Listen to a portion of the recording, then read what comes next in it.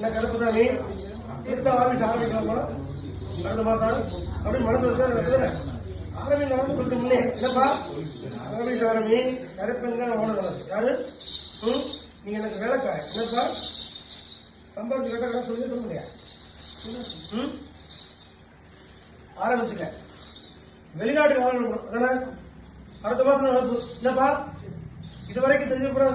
தப்பாயிட்டு இப்ப ஆரம்பிக்க சரியா இருக்கும் என்னப்பா ஆளும் வெளிநாடு போற கூப்பிடுறோம் என்னப்பா எனக்கு ஒரு பாட்டு சரக்கு காசு வாங்கண்டா எனக்கு ஒரு பாட்டு சரக்கு கொடு என் கும்பாயத்துக்கு 48 மொத்தத்தில் 2 48 நாள் இருக்கணும் சரியா கும்பாபிஷத்துக்கு முன்னாடி 48 நாள் எனக்கு 48 நாள் பூஜை நடக்கணும் 48 நாள் கூடயே இருக்கணும் என்னப்பா தொழிலப்பா சரியாப்பா